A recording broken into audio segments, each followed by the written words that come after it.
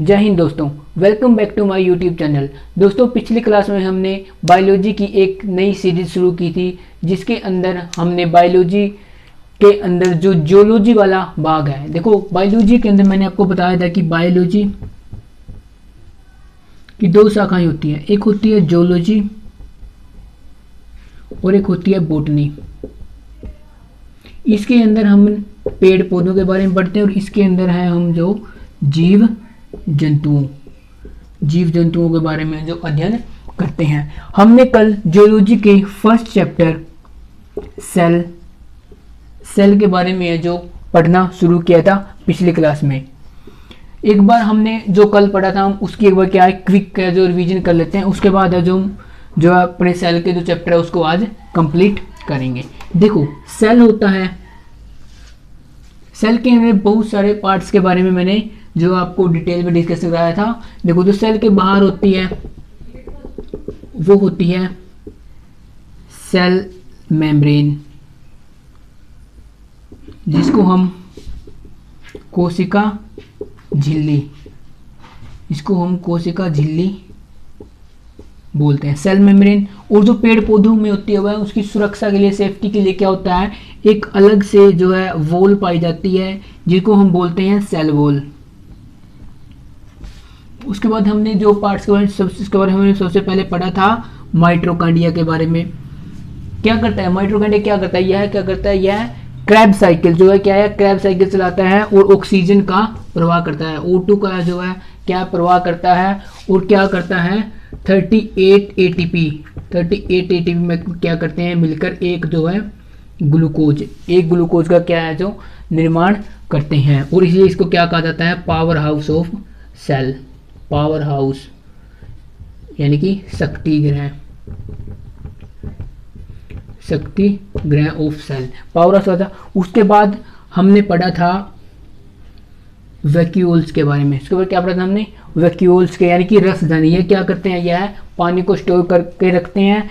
जो प्लांट्स में होती है यह ज़्यादा बड़ी मात्रा में पाई जाती है और जो जीव जंतु उनके अंदर क्या है छोटी मात्रा में पाई जाती है। उसके बाद हमने पढ़ा था गल्जी बॉडी क्या करते हैं, यह कहते हैं यह एनर्जी का प्रवाह करते हैं, क्या करते हैं एनर्जी का। उसके बाद हमने पढ़ा था सेंट्रोसोम क्या करता है, यह कोशिका विभाजन करता है, कोशिका क्या करता है पुनर्निर्माण करता है, बोलते हैं कि कोशिका विभाजन करता है।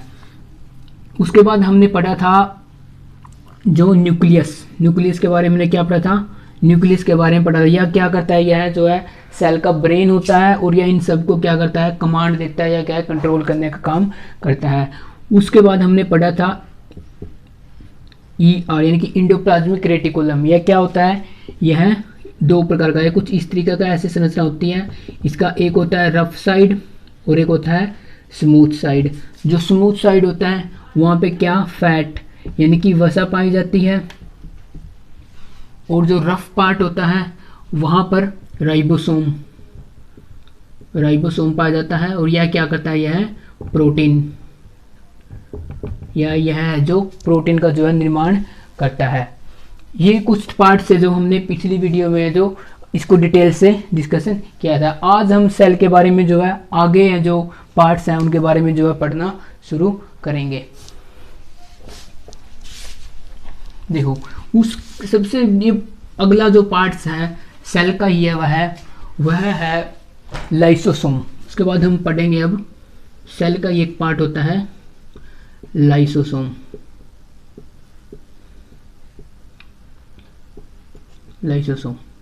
यह क्या करता है, यह एक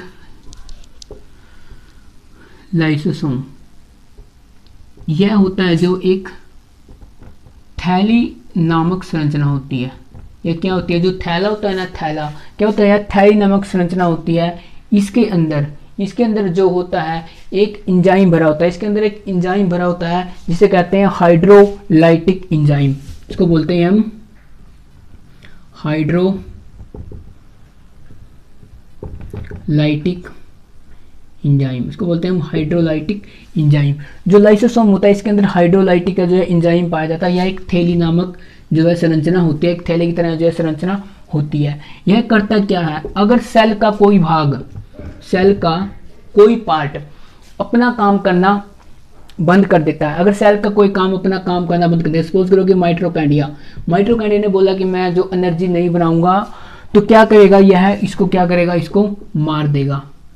क्या करेगा, इसको मार देगा। जो यह इंजाइम है HLE इंजाइम है, जो क्या इसको यह छोड़ देगा और माइटोकॉन्ड्रिया को क्या करेगा, मार देगा। और अगर कहीं पर चोट लग गई, और माइटोकॉन्ड्रिया हो गया या एंडोप्लाज्मिक रेटिकुलम, कोई भी पार्ट हो गया सेल का, अगर वो मर गया तो क्या करेगा, या उसको पचाने का भी कार्य करता है। क्या करता है, उसको पचाने का कार्य भी क्या करता है, यही करता है। और अगर सपोज कि कहीं पर चोट लग गई और ये जो लाइसोसोम है यही मर गया, अगर कहीं पे चोट लगी और जो हमारा ये लाइसोसोम है यही मर गया, तो क्या हो जाता है, वहां पर काला काला सा क्या हो जाता है, धब्बा हो जाता है। क्या होता है, काला काला धब्बा हो जाता है। जहीं पर चोट लगती है क्या होता है, वहां लाइसोसोम मर जाता है। तो और अगर शरीर के जो सेल के सारे पार्ट्स हैं, जो सेल के ये सारे पार्ट्स हैं, अगर ये सारे ही काम करना बंद कर दें, सारे ही है जो काम करना बंद कर दें, माइटोकॉन्ड्रिया बोले कि मैं एनर्जी नहीं बनाऊंगा, जो रसधानी है वह, जो वैक्यूल्स यानी कि रसधानी है वह बोले कि मैं पानी को ऑब्जर्व नहीं करूंगा, जो ये पार्ट्स अपना काम करना बंद कर दे, तो यह क्या करता है, यह अपने आप को ही फाड़ लेता है, अपने आप को ही फाड़ लेता है। क्या कहता है, अपने आप को ही क्या ब्लास्ट कर लेता है। इसलिए इसको कहते हैं आत्महत्या की थैली या परमाणु हत्या की थैली, या परमाणु भी क्या है, इसी को कहा जाता है। क्या कहा जाता है, इसको आत्महत्या की थैली या परमाणु भी है जो कहा जाता है। ठीक है, उसके बाद हम पढ़ेंगे, उसके बाद जो आरबीसी होती है, जो आरबीसी यानी कि रेड ब्लड सेल, जो आरबीसी होती है यानी कि रेड ब्लड सेल होती हैं, उनके अंदर क्या होता है, जो लाइसोसोम,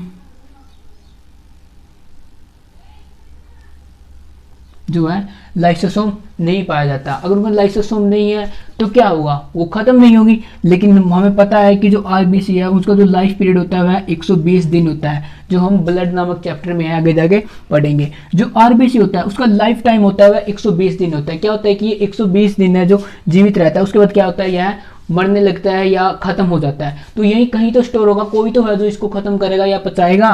तो इसके अंदर लाइसोसोम तो होता नहीं। अगर इसके अंदर लाइसोसोम होता तो क्या होता, जो लाइसोसोम है जो यही रेड ब्लड को जो है पचा देता या खत्म कर देता। और जो ये है तो इसके विपरीत है, जो शरीर के अंदर एक पार्ट्स होता है जिसको हम कहते हैं एस्प्लीन, प्लीहा या तिल्ली। एक पार्ट होता है जो कहते हैं हम प्लीहा या तिल्ली, प्लीहा या तिल्ली। यह कहाँ पाया जाता है, यह हमारे जो लेफ्ट साइड होता है, यहाँ जो है जिस लेफ्ट साइड पाया जाता है इसको कहते हैं प्लीहा या तिल्ली। इसको बोलते हैं हम प्लीहा या तिल्ली। यह क्या करता है, यह जो आरबीसी है जो इसी के अंदर जाते हैं। आरबीसी क्या होते हैं, प्लीहा या जो तिल्ली है, ये प्लीहा या जो तिल्ली है इसके अंदर ही जाते हैं, और इसे ही ब्लड बैंक कहा जाता है। इसे क्या कहा जाता है, ब्लड बैंक। इसे क्या कहा जाता है, इसे है जो ब्लड बैंक कहा जाता है। और इसको कहा जाता है आरबीसी की कब्र, आरबीसी की कब्र। इसको आरबीसी की है जो कब्र है वह कहा जाता है। क्यों कहा जाता है, क्योंकि जो आरबीसी है वो यहीं पे आके है जो खत्म होता है या मरता है। देखो ब्लड का निर्माण है वो हमें पता है, वो कहाँ पे होता है, वह अस्थि मज्जा के अंदर होता है, अस्थि मज्जा के अंदर होता है। लेकिन जो आरबीसी का है वह कब्र का मतलब है कि कहाँ पे जाके यह खत्म होता है, वह होता है एस्प्लीन, प्लीहा या तिल्ली। उसके बाद आता है प्रोटोप्लाज्म।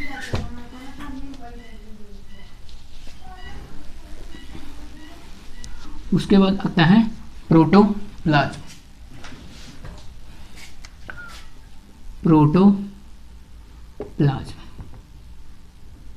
क्या होता है प्रोटोप्लाज्म, यह भी है जो सेल के अंदर है जो पाया जाता है। देखो ये सेल का पार्ट है, इसके लिए क्या होता है, प्रोटोप्लाज्म में जो पाया जाता है क्या होते हैं, एक जो ये प्रोटोप्लाज्म होता है यह कुछ नहीं होता, यह एक जो है जो द्रव पाया जाता है। यह क्या होता है, यह एक द्रव होता है, यह एक द्रव होता है जो कोशिका के अंदर पाया जाता है। देखो जैसे ये लाइसोसोम है, ये माइटोकॉन्ड्रिया है, अगर इनके अंदर कुछ नहीं हो तो क्या होगा कि ये आपस में टकराते रहेंगे। क्या होगा, आपस में टकराते रहेंगे। तो इसको आपस में टकराने से बचाने के लिए क्या होता है, इसके अंदर एक द्रव पाया जाता है जिसको कहते हैं हम प्रोटोप्लाज्म। इसके अंदर एक क्या प्रोटोप्लाज्म पाया जाता है या माइटोकॉन्ड्रिया, क्या इनको आपस में जो है इधर उधर होने से रोकता है और क्या है स्थिर रखता है उसके अंदर, कोशिका के अंदर। इसके जो यह है जो दो प्रकार से पाया जाता है। एक होता है जो साइटोप्लाज्म, एक होता है साइटोप्लाज्म और एक होता है जो न्यूक्लियस के अंदर पाया जाता है, उसको बोलते हैं हम न्यूक्लियोप्लाज्म।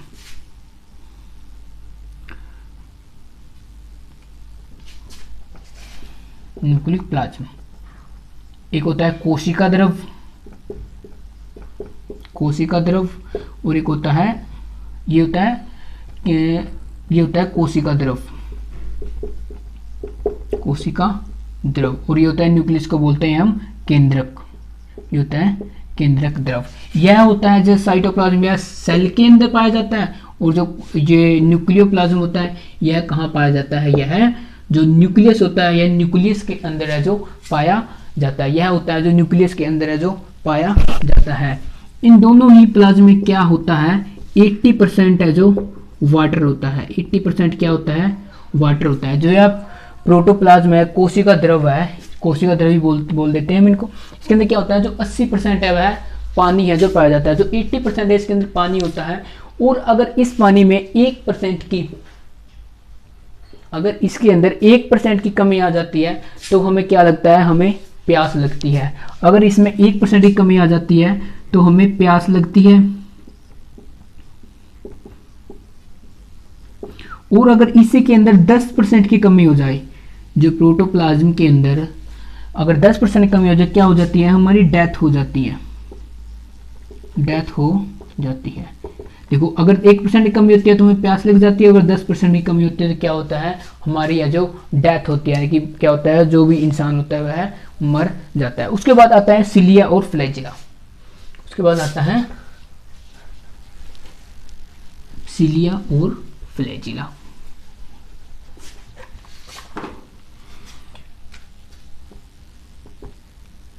सिलिया और देखो जो सिलिया और फ्लैजिला होती है यह कुछ नहीं होती, जो सेल होता है सेल के बाहर ये कुछ इस तरीके से ऐसे कांटे नामुक जो है संरचना, कांटे की तरह जो संरचना पाई जाती है, जो है कांटे की तरह यह संरचना पाई जाती है। देखो यहाँ पे तो होता है सेल मेम्ब्रेन, यहाँ पे होती है सेल मेम्ब्रेन। सेल मेम्ब्रेन में कुछ ऐसे कांटे नामक है जो एक जो है संरचना पाई जाती है सिलिया और फ्लैजिला। जो सिलिया होती है यह छोटी होती है और जो फ्लैजिला होती है क्या होती है, यह बड़ी होती है। इनमें यही फर्क होता है कि ये छोटी होती है, बड़ी होती है। क्या होती है, बाहर ऐसे जो है कांटे नामक संरचना पाई जाती है। आपने देखा भी होगा, जैसे एग्जाम्पल में मैं देता हूँ, लेटेस्ट एग्जाम्पल है कोरोना। देखो कि कोरोना के बाहर जो ऐसे संरचना पाई जाती है वो क्या है, वो सिलिया और फ्लैजिला है, वो है सिलिया और फ्लैजिला।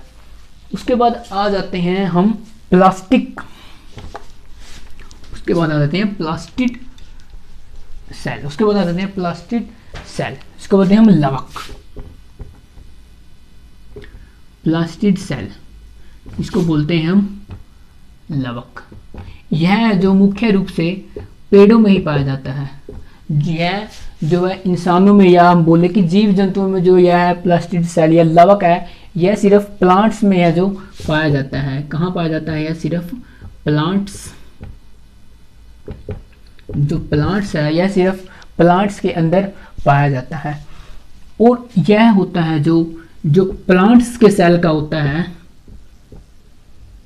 प्लांट्स के सेल का सबसे बड़ा भाग होता है, सबसे बड़ा भाग होता है। तो सेल के जो पार्ट्स होते हैं उनमें क्या होता है, यह जो प्लास्टिक सेल है क्या होता है, सबसे बड़ा भाग होता है। और यह 3 प्रकार का होता है, यह होता है जो 3 प्रकार का होता है, 3 प्रकार। पहला होता है हरित लवक, हरित लवक, पहला होता है हरित लवक। इसका काम क्या होता है, यह भोजन का निर्माण करता है। यह क्या करता है, यह भोजन का निर्माण करता है। जो पहला होता है हरित लवक होता है, यह क्या करता है, यह भोजन का है जो निर्माण करता है। उसके बाद आता है वर्णित व अवर्णित। उसका होता है वर्णित व अवर्णित। उसके बाद आता है अवर्णित, अवर्णित व वर्णित। उसके बाद आता है अवर्णित व वर्णित। जो अवर्णित होता है यह करता है, देखो इसने क्या है, भोजन बना दिया, यह करता है भोजन को स्टोर करता है, जो है स्टोर करता है। और यह क्या करता है, यह है जो प्लांट्स के जो फल होते हैं, जो प्लांट्स के क्या फल होते हैं, जो भी हमें आउटपुट से उनसे मिलता है, उनको क्या करता है, उनको कलर, उनको है जो कलर प्रदान करवाता है। यह क्या करता है, जो प्लांट्स के जो भी फल होते हैं उनको क्या करता है, प्लांट्स जो है कलर प्रदान करवाता है। देखो फल होता है, फल का जो मुख्य कार्य होता है वो हमें जो है पौष्टिक तत्व आहार है, जो कार्बोहाइड्रेट्स प्रोटीन वगैरह ये देना नहीं होता है। यह है जो फल का काम नहीं होता, यह तो हम अपने यूज के लिए जो इसको इस्तेमाल करते हैं। जो फल का जो असली कार्य होता है वह होता है बीज को सुरक्षा देना, बीज को सुरक्षा देना। देखो दोस्तों, जो यह टॉपिक है फल जो बीज को, ये जो मैंने पढ़ा कि प्लास्टिड सेल जो लवक होता है, यह जो बोटनी है, यह बोटनी का जो टॉपिक है, लेकिन हम इसको यहीं पर पढ़ रहे हैं क्योंकि जो जो एनिमल सेल होते हैं और जो प्लांट सेल होते हैं उनके अंदर सिर्फ एक ही फर्क होता है इसका, और एक होता है जो सेल वॉल, एक होता है सेल वॉल। देखो इनके अंदर सिर्फ दो ही फर्क होते हैं, जो प्लांट्स के अंदर है जो एक्स्ट्रा जो प्लास्टिड सेल और जो सेल वॉल है वही पाई जाती है, बाकी है जो सब कुछ क्या होता है, सेम होता है, बाकी सब कुछ है जो सेम होता है।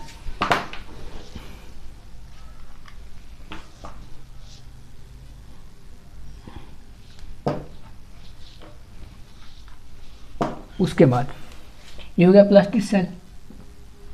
उसके बाद हम पढ़ेंगे सिलिया फ्लैजिला हो गया।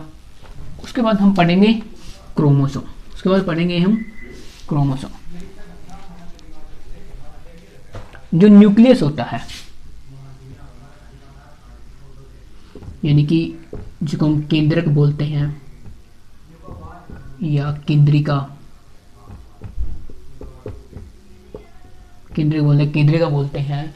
और जिस टाइम हम केमिस्ट्री पढ़ेंगे, केमिस्ट्री के इसको ही हम नाभिक बोलते हैं, इसको ही हम नाभिक बोलते हैं। जब ये इलेक्ट्रॉन के अंदर पाया जाता है, इसके अंदर क्या पाया जाता है, इसके अंदर जो प्रोटॉन और न्यूट्रॉन पाए जाते हैं, यह जो है केमिस्ट्री का टॉपिक है, इसके अंदर हम केमिस्ट्री के अंदर है जो पढ़ेंगे। जो न्यूक्लियस होता है, न्यूक्लियस के अंदर मैंने आपको पिछली वीडियो में बताया था कि न्यूक्लियस के अंदर जो है 20% है जो क्रोमोसोम पाया जाता है, जिसको यानी कि DNA होता है। और जो होता है 80% होता है वह प्रोटीन होता है। जो 20% होता है वह क्रोमोसोम यानी कि DNA होता है, और जो 80% होता है वह प्रोटीन होता है। और अब हम पढ़ेंगे न्यूक्लियस के अंदर ही क्रोमोसोम। न्यूक्लियस के अंदर हम क्या पढ़ेंगे, जो है क्रोमोसोम के बारे में पढ़ेंगे। देखो मैंने आपको बता दिया कि आपने सोचा कि क्रोमोसोम कहाँ होता है, यह सेल के अंदर नहीं होता। जो सेल का न्यूक्लियस होता है यह न्यूक्लियस के अंदर पाया जाता है, और इसको भी पता होता है कि क्या क्या किस किस चीज का जो निर्माण करना है। इसको ही पता होता है कि जो शरीर के अंदर है किस चीज का है जो निर्माण करना है, इसको बोलते हैं हम क्रोमोसोम। पढ़ते हैं हम क्रोमोसोम के बारे में। क्रोमोसोम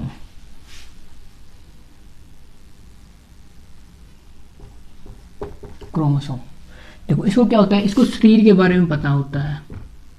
शरीर के बारे में तो पता होता है कि किस किस चीज का निर्माण करना है। जैसे 2 आंखें हैं, 2 कान हैं, एक नाक है, मुंह, हाथ, पाँव ऐसे बनाने हैं। ठीक है, देखो किसी बंदे की जैसे हाथ में 5 उंगलियां होती है, तो मेरे हाथ में 5 उंगलियां, कई होता है किसी के हैं जो 6 उंगलियां हो जाती हैं। तो वो किस कारण होती है, जब हमारे क्रोमोसोम में यानी कि DNA में कोई भी प्रॉब्लम आ जाती है, तो तब क्या होता है, तब है जो किसी के हाथ में 5 या 6 हैं जो उंगलियां हैं जो निकल आती हैं। जो क्रोमोसोम होते हैं यह ह्यूमन में, जो ह्यूमन में यानी कि मानव के अंदर होते हैं, यह 46 क्रोमोसोम होते हैं जो 23 के जोड़े में होते हैं, जो 23 जोड़ों में होते हैं क्रोमोसोम। इसको हम हिंदी में बोलते हैं गुणसूत्र, बोलते हैं गुणसूत्र। इसको हम हिंदी में गुणसूत्र बताऊं इसके अंदर तो जो है अगर किसी का बच्चा अच्छा है यानी कि लायक है और उसके पापा भी हैं जो अच्छे हैं जो पे हैं, तो बोलते हैं कि जो इसके अंदर बड़े पापा वाले गुणसूत्र आए हुए हैं। अगर वह निकम्मा हो जाता है, काम नहीं करता, तो हम बोलते हैं कि उसके अंदर जो है गुणसूत्र है वह अपने जो पेरेंट्स वाले हैं वह जो गुणसूत्र आए नहीं है। तो गुणसूत्र क्या होते हैं? ये जो क्रोमोसोम होते हैं यह इनको ही पता होता है कि शरीर में जो किस चीज़ का है जो निर्माण है वह करना है, इन्हों ही पता होता है। ठीक है, देखो 23 जोड़े कैसे बोला मैंने, देखो 46 से क्या होता है, जिस टाइम 46 क्रोमोसोम बनते हैं तो क्या होता है, शरीर का निर्माण होता है। जिस टाइम 46 क्रोमोसोम होता है तो शरीर का जो है निर्माण होता है। अगर इनमें कमी हो जाती है, अगर इनमें कमी हो जाती है तो वह क्या होती है, कमी होती है, वो हम आगे हैं जो इसके बाद है जो पढ़ेंगे। ठीक है, 46 जोड़े होते हैं। देखो मेल और फीमेल दो होते हैं, मेल और फीमेल। मेल के अंदर हमें पता है कि 46 क्रोमोसोम होते हैं और जो फीमेल है उसके अंदर भी है जो 46 जो है क्रोमोसोम होते हैं। इसको हम इस प्रकार से डिवाइड करते हैं कि जो 46 क्रोमोसोम होते हैं उसमें से 44 प्लस XY और 44 प्लस XY, जो ये 44 होते हैं यह शरीर का निर्माण करते हैं, और जो ये XY है इनसे क्या होता है, इनसे लिंग का निर्धारण होता है, लिंग का निर्धारण। ऐसे ही क्या होता है, ये शरीर का निर्माण करेंगे और जो XY होते हैं, सॉरी इसके अंदर होता है XX, इसके अंदर होता है फीमेल के अंदर XX होता है। तो इससे क्या होता है, इससे है जो लिंग का, इसके अंदर क्या होता है, लिंग का निर्धारण होता है। देखो इस साइड से क्या होगा, इसमें होगा अर्धसूत्री विभाजन, अर्धसूत्री विभाजन। अर्धसूत्री विभाजन का अर्ध मतलब आधा, यानी कि जो वहां से है जो क्रोमोसोम डीएनए वो क्या आधे आएंगे, ये होता है अर्धसूत्री विभाजन। इसके बाद हम विभाजन के बारे में पढ़ेंगे, समसूत्री विभाजन, अर्धसूत्री विभाजन, ठीक है, उसके बारे में पढ़ेंगे। तो आज इसके अंदर क्या होता है, अर्धसूत्री विभाजन होता है। अर्धसूत्री विभाजन बोलने की इसमें क्या सिर्फ हाफ आते हैं, इसके अंदर क्या होते हैं, हाफ आते हैं। यहाँ पे कितने हैं 44, यहाँ पे है 44, 44 का हाफ करेंगे कितना हो जाएगा 22, यानी कि यहाँ से तो सिर्फ 22 आएंगे तो इस साइड से आ जाएंगे 22, और इसी साइड यहाँ से 44 का हाफ तो यहाँ से आ जाएंगे 22 प्लस प्लस, ठीक है। और इस तरफ से एक ही आएगा, या तो x आएगा या y आएगा, और इस तरफ से तो x ही आना है, चाहे कौन सा है, दोनों ही x हैं तो इस साइड से आ जाएगा एक x, और इस साइड से पहले हम मान लेते हैं कि x आएगा। पहली कंडीशन, यहाँ से दो केस बनते हैं, तो पहले केस में हम मान लेते हैं कि इस साइड से x बाहर आएगा, तो इस साइड से क्या हुआ, जो x है जो वह बाहर आ गया। देखो इस साइड से भी x, उस साइड से भी x, जो 44 मिलके बना दिया, वो 22 मिलके हो गया 44, और एक और एक 2 ये हो गए, तो कितने हो गए 46, यानी कि क्या हो गया, जो बेबी है वो पूरा बन गया। और अब यह बेबी कैसा होगा, बेबी बॉय होगा या बेबी गर्ल होगा, ही होगा या सी होगा। देखो यहाँ से भी x आया, यहाँ से भी x आया, अगर दोनों तरफ से x आता है तो उसको बोलते हैं हम बेबी गर्ल। अगर दोनों तरफ से x आता है तो वह होता है बेबी गर्ल। और सपोज कि यहाँ से आ गया y, और यहाँ से तो x ही आना है, तो यहाँ से क्या y चला जाएगा, फिर एक बेबी का निर्माण हो जाएगा या बन जाएगा, तो उसको बोलते हैं हम बेबी बॉय, ठीक है। यानी कि जो लड़का होना है ये लड़की होनी, वो किस पर डिपेंड करता है, वो मेल पर डिपेंड करता है। अगर जो मेल का स्पर्म है, अगर वो जो क्या करते हैं कि हम पता है कि सभी बने बच्चों को बोलते हैं कि मेरा करोड़ों में एक होता है। देखो जो मेल के अंदर होता है, जो सामान्य होता है वो 10 ml है जो स्पर्म निकलता है, और इसके 10 ml निकलता है क्वांटिटी में, और उसके अंदर क्या होते हैं जो है कि लाखों है जो स्पर्म होते हैं, इसके अंदर क्या होते हैं लाखों स्पर्म होते हैं, लाखों स्पर्म होते हैं। और ये क्या होता है, ये जो रिप्रोडक्टिव चैप्टर है ये उसका टॉपिक है। उसमें क्या होता है कि लाखों एंजियोस्पर्म होते हैं, लेकिन जो जीत पाता है वह सिर्फ एक ही जाता है। जो ओवम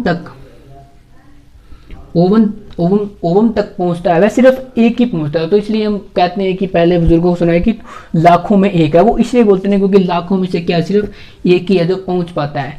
अब ये डिपेंड करता है कि अगर एक्स वाला पहले पहुंच गया तो बेबी गर्ल होगी, अगर वाई वाला पहले पहुंच गया तो क्या हो जाता है कि जो बॉय है वो बॉय तो लड़का पैदा होता है, फिर क्या होता है कि लड़की है जो लड़की पैदा होती है।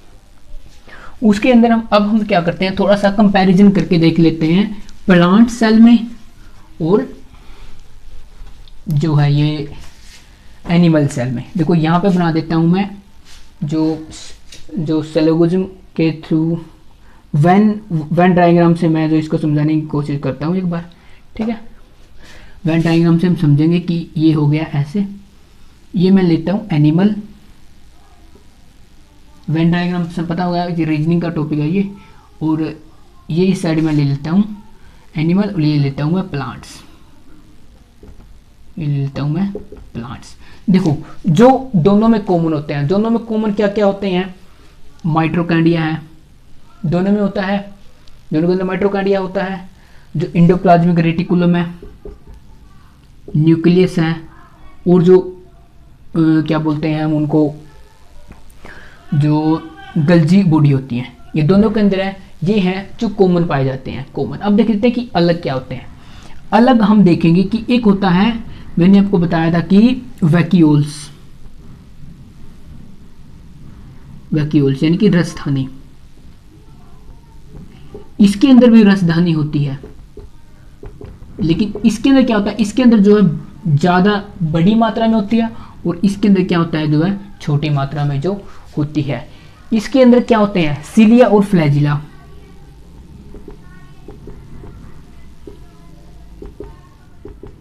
इसके अंदर क्या होता है, सिलिया और फ्लैजिला है जो पाई जाती हैं। लेकिन इसके अंदर क्या पाया जाता है, इसके अंदर पाया जाता है एक्स्ट्रा, मैंने आपको पढ़ाया था कि वो पाया जाता है सेल वॉल पाया जाता है इसके अंदर एक्स्ट्रा। और एक चीज और बोली थी हमें, प्लास्टिक सेल यानी कि लवक। क्या बोला था मैंने, प्लास्टिक सेल यानी कि लवक है। यह हो गया कंपैरिजन कि किसके अंदर है जो क्या है जो पाया जाता है। उसके बाद सेल के अंदर एक चीज और है जो मैंने आपको बताई थी कि सेल होता है, ये तो हो गया एनिमल और ये हो गया प्लांट्स। एक होते हैं कि सेल को जो है हमने दो पार्ट्स में है जो मुख्य रूप से हैं जो हम डिवाइड करते हैं। एक होता है प्रोकैरियोटिक, एक होता है यूकैरियोटिक। एक होता है प्रोकैरियोटिक और एक होता है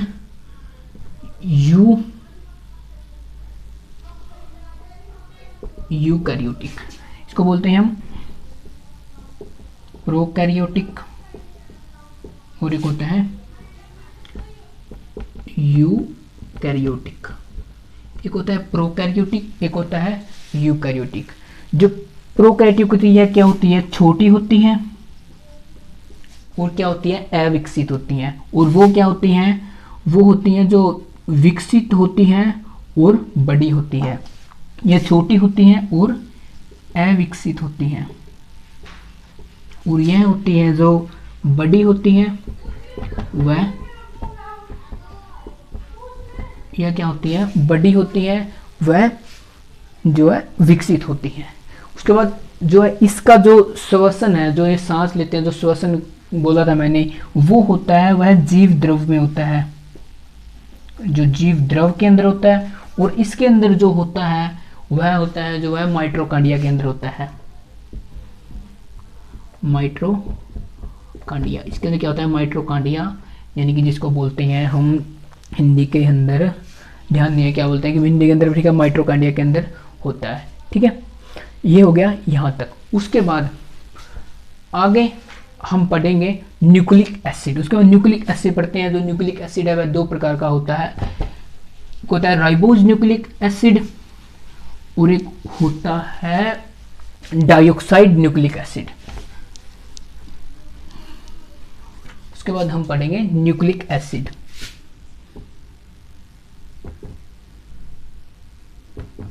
यह दो प्रकार का होता है।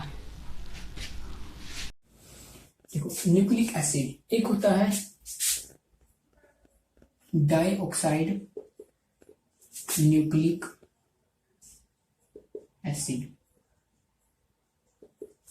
एक होता है डाइऑक्साइड न्यूक्लिक एसिड, एक होता है राइबोज न्यूक्लिक एसिड, एक होता है राइबोज न्यूक्लिक एसिड। इसको बोलते हैं हम डीएनए और इसको बोलते हैं हम आरएनए। ये होता है डीएनए और ये होता है आरएनए। जो डीएनए है, जो यानी कि डाइऑक्साइड न्यूक्लिक एसिड है, कल जो सबसे पहले इसका जो मॉडल है, जो ये मॉडल क्या होता है इसका, इस तरीके से ऐसे मॉडल होता है, ऐसे जो इस तरीके से है, जो इसका क्या है जो मॉडल है यह होता है इस तरह से, थोड़ा ये इस तरीके से होता है, थोड़ा ये ग्राफ है जो गलत बन गया, थोड़ा क्या होता है कुछ इस तरीके से ऐसे होता है ये, और ये क्या होता है ऐसे होता है, ये होता है एडेनिन थाइमिन गुआनिन साइटोसिन, ये इस तरीके होता है। इसका नाम बताऊंगा चार का क्या होता है, इस तरीके से ऐसे डिवाइड होता है। ठीक है, जो यह मॉडल है, जो यह मॉडल है, यह सबसे पहले है जो ये मॉडल है, जो ये सबसे पहले है जो क्या बोलते हैं कि वाटसन और क्रिक है, वाटसन व क्रिक, जो वाटसन और क्रिक ने है जो यह मॉडल दिया था, और जो कार्लसबर्ग है, कार्लसबर्ग ने क्या है सबसे पहले है, जो कार्लसबर्ग ने जो है सबसे पहले क्या है इसको देखा था, जो डीएनए होता है इसके बारे में देखा है कुछ, जो किसने की थी, वो की थी कार्लसबर्ग। जो वाटसन और क्रिक ने क्या दिया था, मॉडल दिया था। और जो कार्लसबर्ग है, कार्लसबर्ग जो वाटसन क्रिक का मॉडल, कार्लसबर्ग ने क्या किया था, इसको देखा था, कार्लसबर्ग ने क्या है इसको देखा था, ये मॉडल है, इसको किसने दिया था, वाटसन व क्रिक ने, जो इस मॉडल को है जो दिया था। यह क्या होता है, जो डाइऑक्साइड न्यूक्लिक एसिड होता है, यह न्यूक्लियस और माइटोकॉन्ड्रिया लगभग दोनों में पाया जाता है। यह होता है जो न्यूक्लियस व माइटोकॉन्ड्रिया, माइटोकॉन्ड्रिया क्या होता है, न्यूक्लियस और माइटोकॉन्ड्रिया लगभग है जो दोनों के अंदर है, यह जो है पाया जाता है, दोनों के अंदर जो है पाया जाता है। इसके अंदर जो चार होते हैं, ये तो एडमिन, थाइन, ग्वानिन और साइटोसिन होता है, एडमिन, ग्वानिन,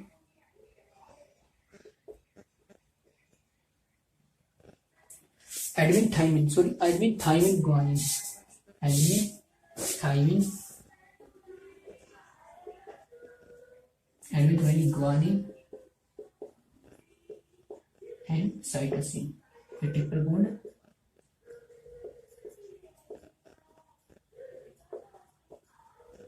होता है, adenine thymine guanine and cytosine, adenine thymine, adenine guanine, वो adenine thymine guanine cytosine, adenine thymine guanine cytosine क्या होते हैं, ये चार पाए जाते हैं, adenine guanine, adenine thymine guanine cytosine, adenine thymine guanine और साइटोसिन। ये होता है जो डबल बॉन्ड से जुड़ा होता है, या होता है जो ट्रिपल बॉन्ड से जुड़ा होता है। ये बॉन्ड वाला है जो इसके जो यह होता है, यह हम केमिस्ट्री के अंदर जो पढ़ेंगे, ये जो केमिस्ट्री का टॉपिक है इसके अंदर जो हम इसके बारे में पढ़ेंगे।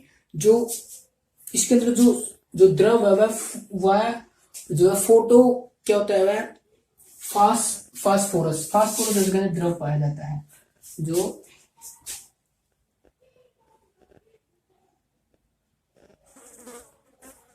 इसके अंदर है जो फास्फोरस तत्व, इसके अंदर है जो फास्फोरस है जो तत्व पाया जाता है, और हाइड्रोजन बॉन्ड पाया जाता है, हाइड्रोजन बॉन्ड व नाइट्रोजन बेस,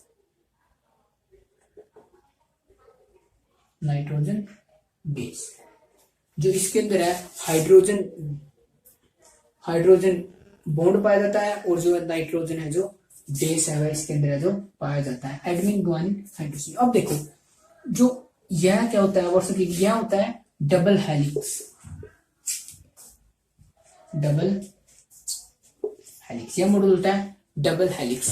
जो यह होता है क्या नाम है, जो डीएनए होता है आरएनए, डीएनए और आरएनए में एक ही फर्क होता है, वह होता है हेलिक्स का। और जो थाइमिन है, जो यह थाइमिन है, थाइमिन को अगर हम यूरेसिल, थाइमिन को अगर हम यूरेसिल, अगर हम थाइमिन को यूरेसिल से बदल देंगे तो यह बन जाएगा आरएनए, और अगर हम यूरेसिल को थाइमिन से बदल देंगे तो यह हो जाएगा डीएनए। यह होता है जो राइबोस आरएनए होता है, यह होता है सिंगल हेलिक्स, यह इस तरीके से होता है सिंगल हेलिक्स। क्या होता है इसके अंदर है जो ये अपना विकास करते हैं, यह बहुत जल्दी करेगा, क्योंकि सिंगल हेलिक्स होता है। यह करता है अपना जो विकास है, यह कहता है अपना विकास है जो बहुत जल्दी जल्दी कर लेते हैं।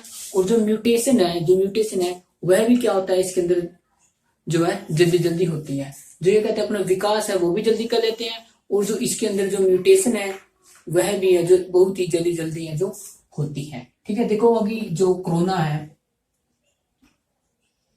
वह भी क्या है, वह भी क्या है, एक आरएनए है जो उसका मॉडल है, जो न्यूक्लियस के अंदर है, वह क्या है आरएनए मॉडल है। उसके अंदर क्या है, थाइमिन की जगह क्या है, यूरेसिल पाया जाता है। एडेनिन, थाइमिन, ग्वानिन, साइटोसिन, अगर ये है तो वो हो जाएगा डाइऑक्साइड न्यूक्लिक एसिड यानी कि डीएनए। अगर एडेनिन, यूरेसिल, ग्वानिन और साइटोसिन है तो यह हो जाएगा आरएनए। यही है जो इसके अंदर जो है फर्क होता है।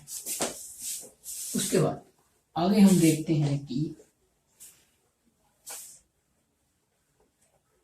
अगर आपने इसको उतारना है तो क्या है, वीडियो रोक के जो इसको ना उतार लेना। अगर आप बोलते हैं कि मैं थोड़ा साइड होके आपको स्क्रीनशॉट जो है लेने का वो टाइम भी जो है दे दिया करूंगा। उसके बाद आते हैं कि क्रोमोसोम यानी कि गुणसूत्र।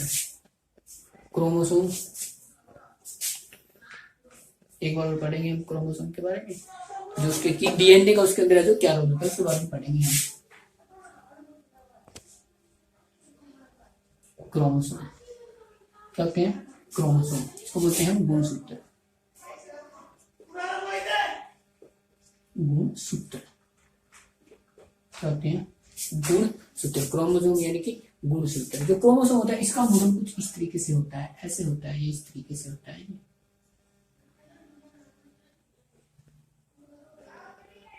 ये होता है क्रोमोसोम। क्या होता है ये क्रोमोसोम। अगर इसको यहां से अगर हम इसको थोड़ा सा से खोल दें तो क्या बन जाता है, ये कुछ इस तरीके से ऐसे ऐसे बन जाता है, ऐसे। ठीक है, तो ये बन जाता है डीएनए। और इसको ही अगर हम थोड़ा सा और खोल दें ऐसे, बिल्कुल डीएनए को ही खोल दें तो वो बन जाएगा जीन्स। वो हो जाते हैं जीन्स। वो क्या हो जाते हैं, वो हो जाते हैं जीन्स। ये क्या होते हैं, जीन्स। ऐसे हो जाते हैं, ये ऐसे डिवाइड हो जाते हैं, ऐसे ये हो जाते हैं जीन्स। देखो जीन्स को मिलने से बनता है डीएनए। और डीएनए को अगर देखो जैसे अगर जीन्स को अगर हम ऐसे एक्सप्रेस करें तो बन जाता है डीएनए, और अगर डीएनए को एक्सप्रेस करें तो बन जाता है क्रोमोसोम। क्या बन जाता है, क्रोमोसोम हो जाता है। जो ह्यूमन के अंदर है, जो ह्यूमन के अंदर होता है वह जो 46 क्रोमोसोम होते हैं। और जो बैक्टीरिया होता है यानी कि जीवाणु होता है उसके अंदर एक क्रोमोसोम पाया जाता है। सबसे कम क्वेश्चन आता है कि सबसे कम किसके अंदर पाए जाते हैं, सबसे कम वह होते हैं जीवाणु। इसके अंदर एक क्रोमोसोम पाया जाता है। जीवाणु के अंदर है जो एक क्रोमोसोम है जो पाया जाता है। और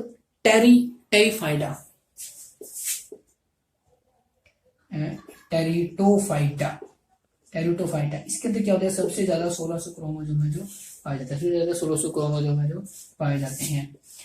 मैंने बताया कि क्रोमोसोम क्या होते हैं कि किस चीज का निर्माण करना है, शरीर के अंदर क्या निर्माण करना है, क्या करना है, ये किसको पता होता है, वो क्रोमोसोम को यह जो पता होता है। क्रोमोसोम के अंदर क्या होता है, डीएनए लेकर आते हैं। डीएनए सबका क्या होता है, यूनिक होता है। और जीवाणु के अंदर सबसे कम जीवाणु के अंदर, ह्यूमन के अंदर क्या होते हैं 46 है जो है क्रोमोसोम जो है पाए जाते हैं। चिंपैंजी व आलू के अंदर, चिंपैंजी देखो वह चिंपैंजी होता है, क्या होता है, एक पक्षी टाइप होता है, चिंपैंजी होता है। इसके अंदर क्या होते हैं 48 होते हैं। और आलू होता है जो आलू हम खाते हैं सब्जी वाला, इसके अंदर कितने होते हैं, जो है 48 है जो वो है क्रोमोसोम है जो पाए जाते हैं। ठीक है, इसके अंदर मैंने बताया कि जो होते हैं कि एडमिन, थाइमिन, ग्वानिन और साइटोसिन है जो पाए जाते हैं। उसके बाद हम जो इसके बारे में पढ़ा, उसके बाद हम अब पढ़ेंगे आरएनए के बारे में, थोड़ा डिटेल से पढ़ते हैं कि जो मैसेंजर आरएनए क्या होता है, ठीक है, उसके बारे में है जो हम एक बार डिटेल से है जो पढ़ेंगे। जो डीएनए उसके बारे में हमने पढ़ लिया था कि इसका जो मॉडल किसने दिया था, वाटसन एंड क्रिक ने दिया था। उसके बाद सबसे पहले जो है जो कार्लसबर्ग ने जो देखा था, उसके बाद क्या बॉन्ड एडमिन थाइमिन ग्वानिन जो साइटोसिन है वो पाया जाता है। अब हम पढ़ेंगे जो आरएनए, आरएनए के बारे में थोड़ा डिटेल में करते हैं कि यह 3 प्रकार का होता है। हम पढ़ेंगे आरएनए के बारे में। आरएन थोड़ा टेढ़ा लिखा गया, लिखते हैं आरएनए, राइबोज न्यूक्लिक एसिड। क्या होता है? Ribose nucleic acid. यह होता है जो क्या बोलते हैं कि 3 प्रकार का होता है, mRNA, tRNA। mRNA एक होता है tRNA, एक होता है tRNA, mRNA, tRNA एक होता है, एक होता है जो है जो बोलते हैं कि mRNA, tRNA होता है rRNA, इसको बोलते हैं मैसेंजर आरएनए को बोलते हैं ट्रांसफर आरएनए, और इसको बोलते हैं हम राइबोज आरएनए, इसको बोलते हैं हम राइबोज आरएनए। यह क्या करता है? जैसे कि हमने भोजन खाया, यह जो है जो आरएनए है बहुत ही कॉम्प्लिकेटेड होता है, इसको थोड़ा समझने की कोशिश करना कि जो मैसेंजर यह क्या करता है, जो भी हम भोजन खाते हैं हम जो भी, कि उस भोजन के अंदर क्या क्या चीज है जो इम्पोर्टेंट है, क्या क्या चीज है जिसकी हमारे शरीर को आवश्यकता है, क्या करता है, या उसको क्या होता है छांटने का काम करता है। जिस प्रोटीन की, यानी कि अगर हमें उस चीज की जरूरत है, अगर हमें कार्बोहाइड्रेट्स की, प्रोटीन, फैट, मिनरल्स वगैरह जिस चीज की जरूरत है, क्या करता है उसको छांटता है, उसको क्या करता है छांटता है कि इसको जरूरत है। जैसे भोजन के अंदर जा रहे हैं, क्या करेगा, जिसकी जरूरत है उसको क्या करेगा, अपने पास बुला लेगा, क्या करेगा, अपने पास बुला लेगा। इसका काम होता है कि बुलाने का, यानी कि पकड़ने का। भोजन जाएगा उसको क्या होता है कि काम होता है पकड़ने का, पकड़ लेता है। लेकिन अगर यही है जो उसको जो लेके जाएगा, अगर यही उसको लेके जाएगा तो जो दोबारा खाया क्या वो निकल जाएगा? तो ऐसा नहीं होता। यह क्या करता है, यह सिर्फ पहचान कर लेता है, क्या कहता है पहचान कर लेता है कि ये चाहिए, और यह किसको दे देता है, यह जो ट्रांसफर, देखो नाम से पता चल रहा है कि ट्रांसफर आरएनए, तो यह क्या करता है, उसको ट्रांसफर जो आरएनए को क्या है दे देता है। यह जो ट्रांसफर आरएनए को दे देता है, जो ट्रांसफर आरएनए है यह क्या करता है, यह राइबोज क्या है आरएनए को जो है दे देता है, यह जो राइबोज आरएनए को जो है दे देता है। देखो जो प्रोटीन होता है, प्रोटीन क्या करता है, एनाबोलिज्म का निर्माण करता है। प्रोटीन होता है जो एनाबोलिज्म का क्या करता है, निर्माण करता है। यह होता है जो एनाबोलिज्म का निर्माण करता है। क्या करता है, एनाबोलिज्म का निर्माण करता है। यह कैसे निर्माण करता है, 10 + 10 = 20, 10 + 10 ये कहते हैं 20 एनाबोलिज्म का जो है निर्माण करता है। जो 20 एनाबोलिज्म का क्या है निर्माण करता है। कैसे करता है, क्योंकि मैंने 10 + 10 क्यों लिखा, क्योंकि जो 10 होते हैं यह शरीर में पहले ही होते हैं। यह क्या होता है, ये शरीर में पहले ही होते हैं। और जो ये देखो राइबोज, मैंने बोला कि राइबोज ये क्या है, राइबोज को दे देगा, और यह क्या करता है, यह प्रोटीन का निर्माण करता है। यह किसका निर्माण करता है, प्रोटीन का निर्माण करता है। मैंने अगर प्रोटीन को देखते हैं कि प्रोटीन क्या करते हैं, प्रोटीन में एनाबोलिज्म होते हैं, ठीक है, तो ये होते हैं 10 + 10, ये होते हैं 10 + 10 यानी कि 20 अमीनो क्या एनाबोलिज्म क्या हो जाते हैं, 20 है जो एनाबोलिज्म हो जाते हैं। और यह क्या करता है, इसे क्या है, ये जो एनाबोलिज्म इसे क्या होता है, एनर्जी बनती है। क्या है, एनर्जी है जो बन जाती है। ये होता है कि एमआरएनए मैसेंजर, ये अगर क्वेश्चन आएगा कि एमआरएनए क्या करता है टीआरएनए, क्या राइबोज क्या करता है, प्रोटीन का निर्माण कौन करता है, राइबोज कौन करता है, ठीक है। कितने अमीनो जो क्या एनाबोलिज्म होते हैं, कितने एनाबोलिज्म होते हैं, कितने होते हैं 20 होते हैं, 10+10। ये इसी जो क्वेश्चन है जो बहुत हो जाता है, ये होता है डीप, पूरा डीप में है। इससे जो डीप है वो, इससे ज्यादा डीप है मतलब कि जो खोल के है वो जो क्वेश्चन नहीं पूछेगा, ठीक है। मेन तो यहीं पर ये रह जाता है कि आरएनए जो डीएनए की फुल फॉर्म है, यहीं तक ये जो मुख्य रूप से रह जाता है। लेकिन अगर और भी गहराई में जाकर पूछे तो इससे जो अंदर है फिर वो तो जो नीट वगैरह की तैयारी करते हैं, जो एम्स वगैरह में होते हैं, दिल्ली एम्स में, उनके लिए जो इम्पोर्टेंट हो जाता है। मुझे लगता है कि वो जो है कंपटीशन एग्जाम के लिए जो इतना जरूरी होगा। उसके बाद देखो मैंने बोला कि एडमिन, थाइमिन, ग्वानिन, साइटोसिन, जो इसको ना बिल्कुल अच्छे से याद कर लो। Adenine, thymine, guanine, cytosine, adenine, thymine, guanine और साइटोसिन, इसको क्या कुछ अच्छे से जो हमें याद कर लेना चाहिए। देखो डीएनए, आरएनए क्या होता है, डीएनए और आरएनए। डीएनए से आरएनए बनना कहलाता है ट्रांसक्रिप्शन, यहां से यह बनना कहलाता है ट्रांसक्रिप्शन, यह कहलाता है ट्रांसक्रिप्शन, यह कहलाता है ट्रांसक्रिप्शन। और आरएनए से डीएनए बना कहलाता है रिवर्स ट्रांसक्रिप्शन।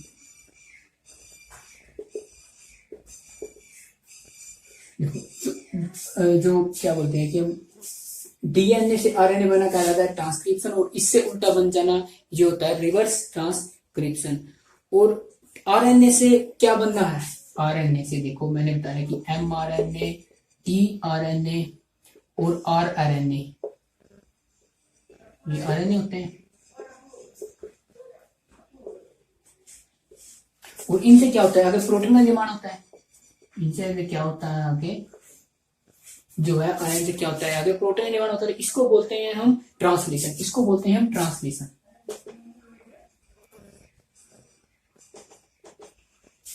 डीएनए से आरएनए बनना आता है ट्रांसक्रिप्शन, और आरएनए से डीएनए बनना आता है रिवर्स ट्रांसक्रिप्शन। और आरएनए से प्रोटीन बनना किसके थ्रू बनेगा, एमआरएनए मैसेंजर, या पता लगा किस किस की चीज को जरूरत है, टीआरएनए ट्रांसफर, यह लेके जाएगा। जो राइबोज आरएनए यह क्या करेगा, यह प्रोटीन का जो है निर्माण कर देगा। 10 इसके पास होते हैं। 10 कहां से होते हैं, जो मैंने पढ़ा था कि इंडोप्लाज्मिक रेटिकुलम, उसके जो है रफ साइड है जो यह जो राइबोज पाया जाता है। और जो माइट्रोकांडिया होता है वह क्या करता है, वह जो 38 ATP क्या ग्लूकोज बनाता है, वह इसको देता है। और ये आगे कुछ भोजन से लेता है, कुछ वह बनाता है। वो कैसे बनाता है, वह ऑक्सीजन के थ्रू बनाता है, क्रैब साइकिल को माइटोकॉन्ड्रिया बनाता है। ये क्या है, सारे आपस में जुड़े हुए हैं, वो उसके लिए काम करता है, वो उसके लिए काम करता है। आरएनए से प्रोटीन बनना होता है ट्रांसलेशन, क्या कहलाता है, यह कहलाता है ट्रांसलेशन। और जो इससे इसका ही डीएनए से डीएनए का ही बनना, अगर डीएनए से डीएनए बन जाए उसको हम बोलते हैं रेप्लिकेशन, उसको बोलते हैं हम रेप्लिकेशन, इसको बोलते हैं हम रेप्लिकेशन। इससे क्या होना, ये होता है रेप्लिकेशन, ठीक है। उसके बाद हम बोलते हैं सेल डिवीजन। मैंने बताया था कि आपको कि जिस टाइम जो रिप्रोडक्टिव होता है उसके अंदर जब एक्स वाई जो क्रोमोजोम है वो बनते हैं गुणसूत्र के अंदर, तो क्या मैंने बोला कि अर्धसूत्री विभाजन। अब बोलते हैं हम सेल डिवीजन। अब पढ़ते हैं हम सेल डिवीजन के बारे में, यानी कि कोशिका विभाजन। यह 3 प्रकार का होता है, सेल डिवीजन, कोशिका विभाजन।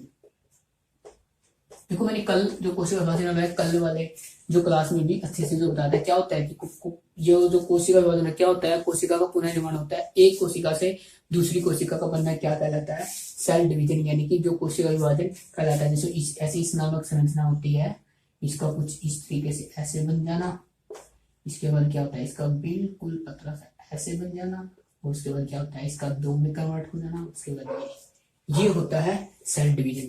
देखो आपने देखा होगा कि घर पे भी जब औरतें जो रोटी बनाती है तो क्या करती है, वो ऐसे ऐसे करके, और उस साइड से क्या करते हैं दूसरी साइड से क्या थोड़ा सा ऐसे करके ऐसे निकाल के फेंक देते हैं। वही क्या होता है, वही सेल डिवीजन ही है। देखो इतनी बड़ी थी ना वो, उसने क्या किया कि उसने ऐसे किया, देखा कि कुछ एक्स्ट्रा है ये, तो एक्स्ट्रा क्या किया उसने, ऐसे कर करके इनसे तोड़ के ऐसे भगा दिया, और जो थोड़ा बच करके क्या है उसकी जो है रोटी है जो बना दी। ये भी उसी प्रकार होता है, ऐसे पूरा बड़ा है ये, तो ऐसे क्या हुआ है कि ऐसे कर करके बीच में से तोड़ के अलग करके कि दो बना दिए। यही होता है सेल डिवीजन। अगर हम बिल्कुल अच्छी जो देसी भाषा में बोलते हैं तो इसको हम इस तरीके से समझ सकते हैं। यह होता है जो 3 प्रकार का होता है। यह जो 3 प्रकार का होता है, सबसे पहला होता है असूत्री विभाजन।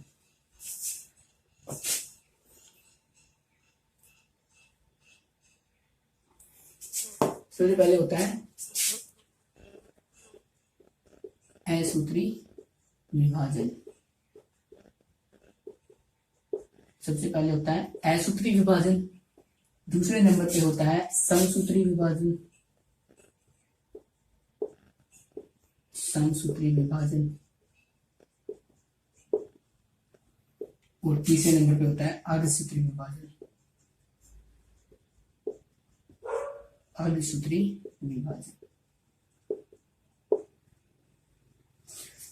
असूत्री विभाजन। असूत्री विभाजन होता है यह छोटे जीव में, यानी कि छोटे जीव मैंने आपको क्या बताया था, प्रोकैरियोटिक। छोटे कौन से, प्रोकैरियोटिक। प्रोकैरियोटिक यानी कि छोटे, यानी कि क्या, यह छोटे जीव यानी कि प्रोकैरियोटिक। जो प्रोकैरियोटिक होते हैं उनके अंदर जो क्या होता है, असूत्री विभाजन जो होता है। क्या होता है, असूत्री विभाजन होता है। समसूत्री विभाजन।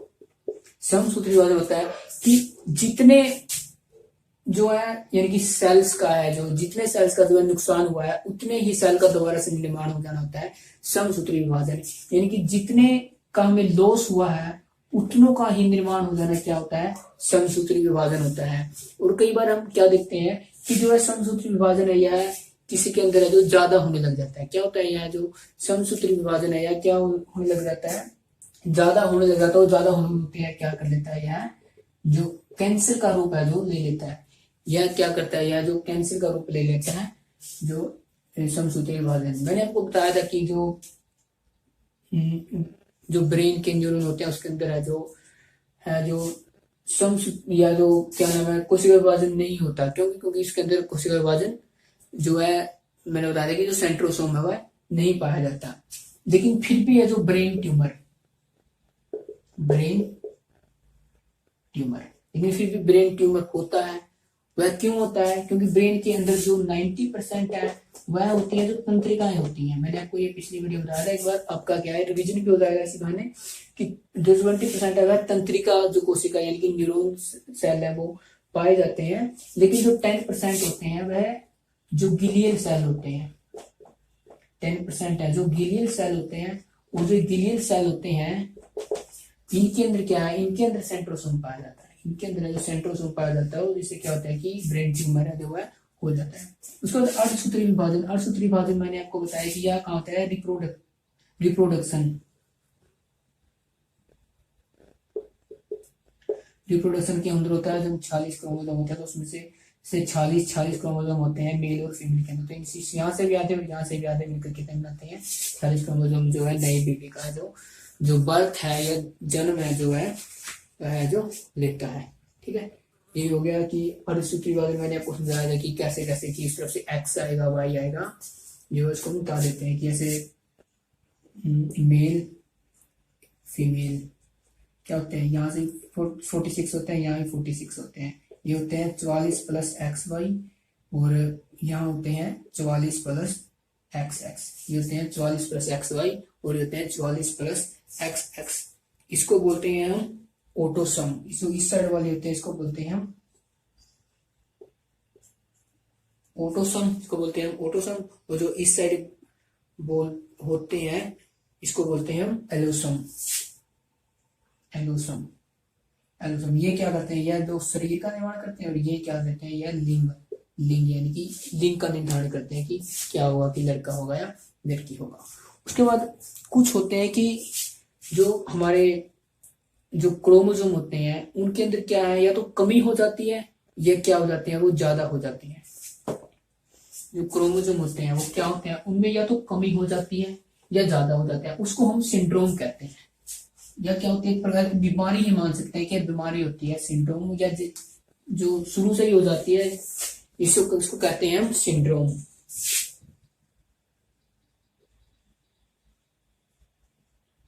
इसको कहते हैं हम सिंड्रोम, इसको कहते हैं हम सिंड्रोम।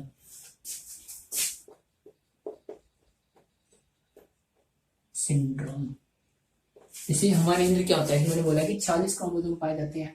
46 से अधिक होना या 46 से कम होना, 46 से यानी 46 से कम होना या 46 से अधिक होना, यह क्या कहलाता है, यह जो है सिंड्रोम कहलाता है। सबसे पहले आता है टर्नर, जो सबसे पहले आता है टर्नर सिंड्रोम। टर्नर सिंड्रोम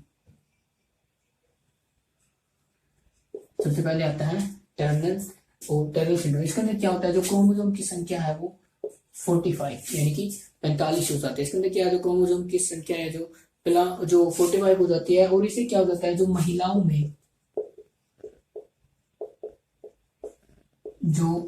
का जो देखो 46 या क्या कमी है, जो कोई 46 से क्या है कमी है, तो क्या होता है कि महिलाओं के अंदर कमी हो जाती है, तो क्या हो जाता है, महिलाएं बांझ हो जाती हैं। क्या हो जाती है, महिलाएं बांझ हो जाती है। बांझ होने का मतलब क्या, क्या नहीं कर सकती, वो बच्चे पैदा नहीं कर सकती। क्या हो जाते हैं, जब 45 हो जाते हैं, कमी हो जाती है, तो उसे कहते हैं हम टर्नर सिंड्रोम, उसको बोलते हैं हम टर्नर सिंड्रोम। इसमें क्या होता है कि जो क्रोमोसोम की संख्या है वो कितनी हो जाती है, वह 45 हो जाती है। और इससे क्या होता है, महिलाएं जो बांझपन का जो है शिकार है जो हो जाती है। उसके बाद आता है डाउन सिंड्रोम। उसके बाद आता है डाउन सिंड्रोम। इसके बाद आता है डाउन सिंड्रोम। इस डाउन सिंड्रोम के अंदर क्या होता है, जो क्रोमोसोम की संख्या है वह ज्यादा हो जाती है। जो क्रोमोसोम की संख्या होती है वह जो ज्यादा हो जाती है, और यह 49-48 इस प्रकार हो जाती है। 49-48 इस प्रकार हो जाती है।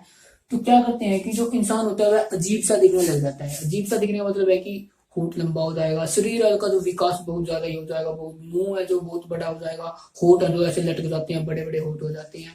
तो वह क्या होता है, यह मेल और फीमेल दोनों में होता है।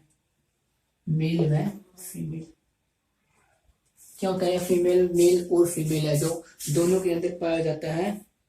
और क्या करते हैं कि कभी कमर में क्या है, कुबड़ निकल जाता है, कोई ऐसे जिसके चलते हैं ना, ऐसे क्या है कमर में जो है कुबड़ वगैरह है जो निकल जाता है। वो किस कारण होता है, वह जो डाई सिंड्रोम है, जो डाई सिंड्रोम के कारण है जो उसके बाद होता है। उसके बाद पटाऊ सिंड्रोम होता है, तीसरा होता है पटाऊ सिंड्रोम। पटाऊ सिंड्रोम नहीं, जो डाउन सिंड्रोम है उसके अंदर क्या होता है कि जो शरीर का जो आकार बढ़ जाता है, कि जो इंसान है वह क्या हो जाता है, बहुत ही अजीब का हो जाता है, कुबड़ वगैरह निकल। इसके अंदर आता है कि कुबड़ वगैरह, इसके अंदर क्या होता है कुबड़ वगैरह। और इसके अंदर क्या होता है, जो क्रोमोसोम की संख्या वही है, ये भी बस नाम ही अलग किया है, नाम अलग किया है। इसके अंदर क्या है, इसके अंदर 49 हो जाते हैं, और इसके अंदर क्या है 49 हो जाते हैं। डाउन सिंड्रोम के अंदर हम बोलते हैं कि क्या है, कुबड़ वगैरह जो निकल आता है। और पटाऊ सिंड्रोम के अंदर हम बोलते हैं कि जो है होठ है, जो होठ होते हैं वो क्या होते हैं कि बड़े बड़े होठ हो जाते हैं। ठीक है, क्या होते हैं, होठ है जो बड़े बड़े होठ हो जाते हैं। उसके बाद जो है एक जो चौथा सिंड्रोम भी है, उसका नाम है कैलिनीफेटर। एक औरत होता है जिसको हम बोलते हैं कि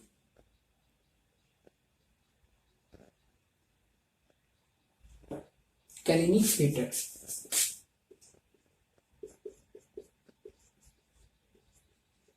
कैलिनीफेटर सिंड्रोम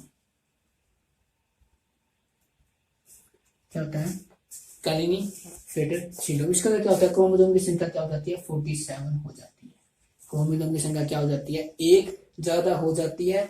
और इससे क्या होता है, जो मेल होते हैं वो क्या हो जाते हैं, वो नपुंसक हो जाते हैं।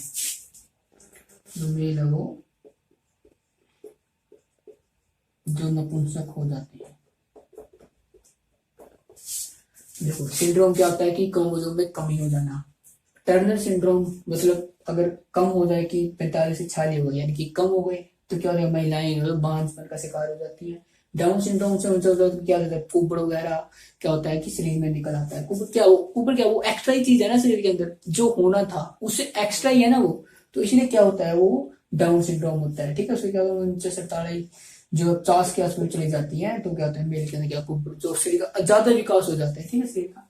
पर टाउ सिंड्रोम में क्या होता है इंचेस वही ज्यादा हो जाते हैं, क्या होता है कि होट है जो चेहरा जो बहुत देखो कई बार होते हैं कि बिल्कुल ऐसे पूरे तकड़े तगड़े होते हैं, पता नहीं क्या होता है किसी तरीके से होते हैं, वो थोड़ा अजीब से लगते हैं देखने, जो चेहरा वो बहुत मोटा होता है, ये होता है इसके अंदर। उसके बाद कहते हैं कैलिनीफेटर सिंड्रोम, ये क्या होता है इसमें जो 46 से क्या है एक अधिक हो जाते हैं, वो है ये मुख्य रूप से जो मेल के अंदर नहीं होता है, इसे क्या आता है जो जो मेल है आदमी के अंदर आता है जो नपुंसकता है वह आ जाती है। नपुंसक में क्या बच्चों को जो है जन्म नहीं दे सकता, और इसमें क्या है जो महिलाएं बच्चों को जन्म नहीं दे सकती। यह था हमारा सेल चैप्टर, सेल है जो कंप्लीट हो गया। जो सेल चैप्टर है यही है जो बायोलॉजी का है, जो जूलॉजी का आया है। सबसे बड़ा जो चैप्टर है वो सेल चैप्टर है, इसके बारे में हम डिटेल से पढ़ लिया है। इसके बाद क्या है हम जो सेल के बाद क्या बनता है टिश्यू, जो अगली वीडियो में हम जो है टिश्यू को है जो कंप्लीट करेंगे।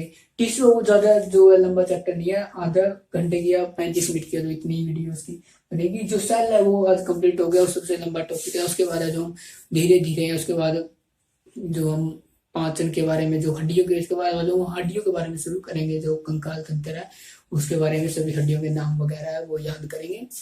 और उसके बाद है जो हम पाचन के बारे में चलेंगे कि पाचन क्रिया कैसे होती है, फिर श्वसन क्रिया, रिप्रोडक्टिव, ठीक है। उसके बारे में फिर जब हम पूरी जो जूलॉजी कंप्लीट करने के बाद है जो बोटनी की तरफ है वो अपना रुख करेंगे। आज के लिए इतना ही, जय हिंद।